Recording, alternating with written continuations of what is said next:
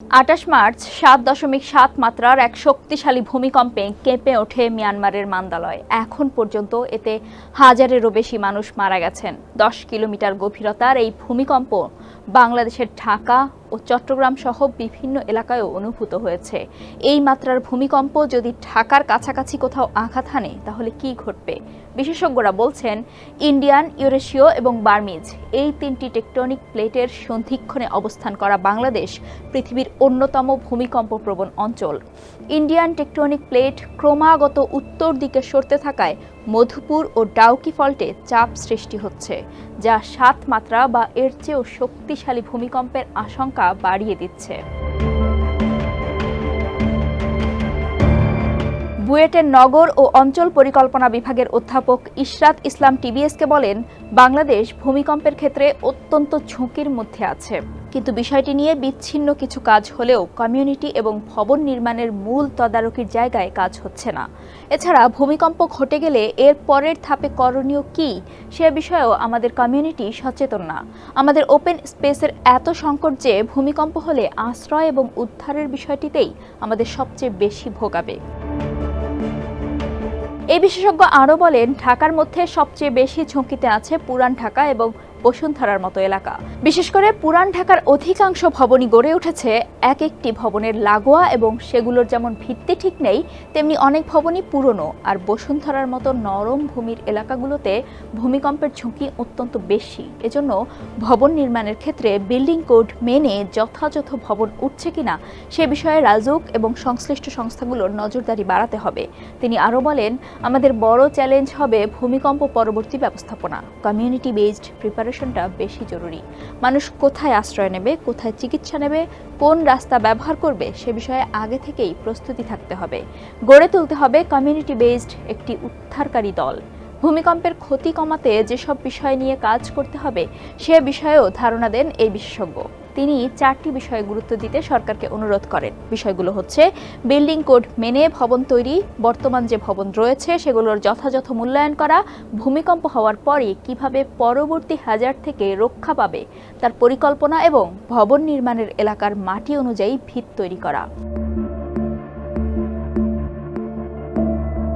সম্প্রতি রাজুকের এক গবেষণায় বলা হয়েছে, টাঙ্গাইলের মধুপুর ফল্টে 6.9 মাত্রার ভূমিকম্প হলে ঢাকার 40.28 থেকে 65.83% ভবন ধসে পড়তে পারে। এতে সময়ভেদে প্রাণহানির সংখ্যা ব্যাপক হতে পারে। ভোরে হলে 2.1 থেকে 3.1 লাখ, দুপুরে 2.7 থেকে 4 লাখ এবং রাতে হলে 3.2 থেকে 5 লাখ মানুষের প্রাণহানির আশঙ্কা রয়েছে। একইভাবে সিলেটে যদি 7.1 মাত্রার ভূমিকম্প আঘাত হানে তাহলে ঢাকায় 40,935 থেকে 3,14,000 ভবন, অর্থাৎ মোট ভবনের 1.91% থেকে 14.66% ক্ষতিগ্রস্ত হতে পারে। রাজুকের আওতায় মোট ভবনের সংখ্যা 21,50,000-এর বেশি, যার মধ্যে 5,14,000 কংক্রিটের তৈরি। রাজুকের জরিপ করা 3,252টি ভবনের মধ্যে 42টিকে উচ্চ ঝুঁকিপূর্ণ হিসেবে চিহ্নিত করে ভেঙে ফেলার সুপারিশ করা হয়েছে। গত বছর international institute of earthquake engineering and সিসমোলজির প্রতিষ্ঠাতা অধ্যাপক মোহসেন গাফরি আশতিয়ানি টিবিএসকে জানান, মধুপুর ফল্টে 6.9 মাত্রার ভূমিকম্প হলে ঢাকার 49.6% প্রধান সড়ক, 49.4% নগর সড়ক, 96.22% প্রধান সেতু এবং 96.79% পর্যন্ত নগর সেতু ধসে পড়তে পারে। আর্থিক ক্ষতির দিক থেকে তিনি জানান, পরিবহন খাতে ক্ষতি হবে $1 বিলিয়ন বেশি, পানি ও পয় নিষ্কাশনে $887 মিলিয়ন এবং বিদ্যুৎ খাতে $27.1 মিলিয়ন। বিশেষজ্ঞদের মতে, ঢাকা বিশ্বের ঘন বসতিপূর্ণ শহরগুলোর মধ্যে একটি, যেখানে অপরিকল্পিত ও দুর্বল ভবন, বস্তি এবং সরু গলিতে ঠাসাঠাসি করে মানুষ বসবাস করছে, যা ঢাকায় ভূমিকম্পে ক্ষয়ক্ষতির ঝুঁকির মাত্রাকে বহু গুণ বাড়িয়ে তুলেছে।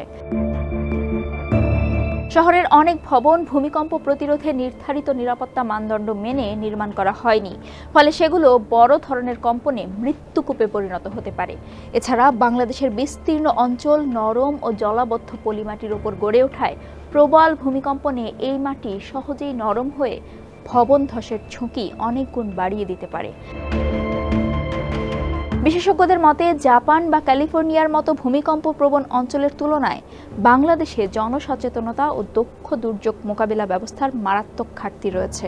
1897 সালের 8 মাত্রার গ্রেট ইন্ডিয়ান আর্থকোয়াকে তৎকালীন অবিভক্ত বাংলায় 1500 জনেরও বেশি প্রাণ হারিয়েছিল। 1918 সালের 7.6 মাত্রার শ্রীমঙ্গল ভূমিকম্পেও ব্যাপক ক্ষয়ক্ষতি হয়েছিল। আবহাওয়া অধিদপ্তরের ভূমিকম্প পর্যবেক্ষণ ও গবেষণা কেন্দ্রের ভারপ্রাপ্ত কর্মকর্তা আবহাওয়াবিদ মোহাম্মদ রুবায়েত কবির টিবিএসকে বলেন, আমরা উচ্চ ঝুঁকিপূর্ণ অঞ্চলে আছি, এমনকি দেশের বাইরের ভূমিকম্প ঢাকায় প্রভাব ফেলতে পারে। ভবনগুলো ভূমিকম্প প্রতিরোধী হওয়া উচিত, আর দুর্যোগ ব্যবস্থাপনার পরিকল্পনা আগে থেকেই তৈরি থাকতে হবে।